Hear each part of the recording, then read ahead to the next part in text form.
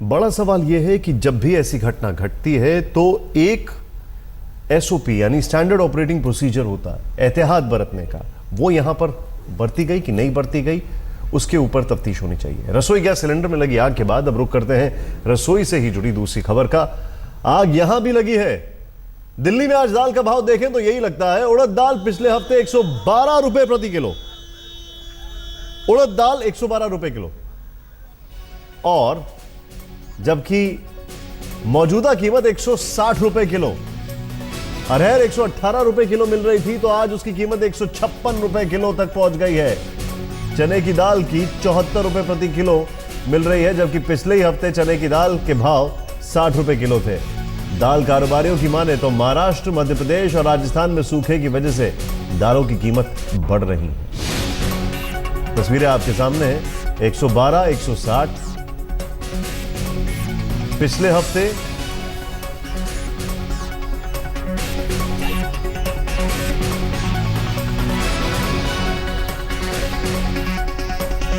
118, 156 फर्क देखें आप। 60 और 74 ये फर्क आ गया है एक हफ्ते में दालों के दाम में। उड़द धुली 150 और 175।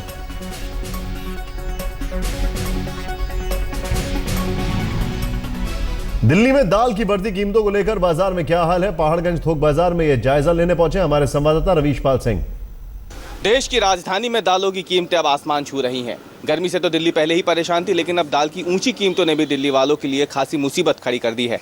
इस वक्त दिल्ली के ज़्यादातर जगहों पर दाल की जो कीमतें हैं वो पहले के भाव से, लगभग एक हफ्ते पहले जो कीमतें थी उससे लगभग 20 से 30 रुपये ऊपर पहुंच गई हैं।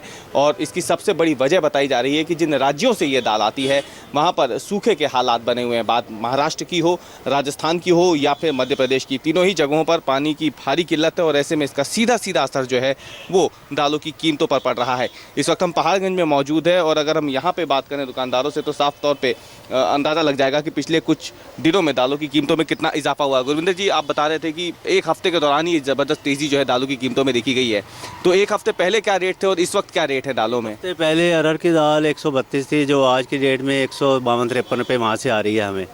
और एक हफ़्ता पहले सफ़ेद चना लगभग 72 रुपये 74 रुपये था, आज सीधा ही वो 96 रुपये पड़ रहा है। और उड़द है, उड़द में भी 20-30 रुपये की तेज़ी आई है।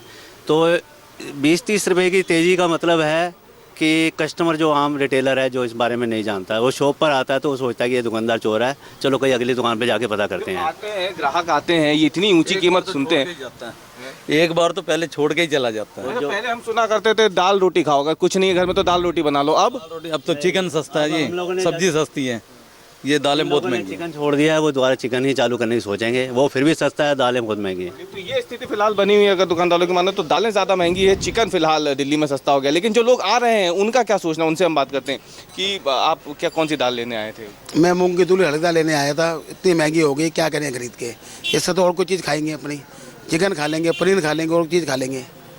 दालें तो अब महंगी इतनी हो चुकी है। तोहफे के तौर पर अब दाल दी जा सकती है लोगों को। क्या जमाखोरी की वजह से दाल की कीमतों पर काबू पाना मुश्किल हो रहा है? केंद्रीय खाद्य और उपभोक्ता मामलों के मंत्री रामविलास पासवान ने जमाखोरों को कड़ी चेतावनी दी है कि वो सरकारी नियमों को गंभीरता से लें। मंत्री जी का दावा है कि सरकार के पास 2.25 लाख टन दाल का स्टॉक बफर में है। नहीं, हम लोग उस पर कड़ी नज़र रखे हुए हैं और थोड़ा बहुत अप्स एंड डाउन्स कह कहते हैं कि हो रहे हैं, लेकिन अभी तक हमने तूर और उड़द के दाल का जो है 50,000 टन जो है हम खरीद चुके हैं और हमारा जो प्लान था बफर स्टॉक बनाने का, और 15-20 दिन में जो है 25,000 टन जो आयात वाला दाल है वो भी आ जाएगा। और रबी में हमने 80,000 जो है चना और 20,000 टन जो है मसूर को ख़रीदने का हमारा टारगेट है। हमने हर स्टेट को लिखा भी है, पत्र लिखा है कि आपको कितनी आवश्यकता है, आप जो है बतलाइए और लिफ्ट करा करके, मिलिंग करा करके जो है रेडी रखिए, जिससे कि किसी भी जो है परिस्थिति में मूल्य बढ़ने नहीं पावे। हमने जो फ्यूचर ट्रेडिंग है चना के ऊपर में, उसके ऊपर भी रोक लगाने का।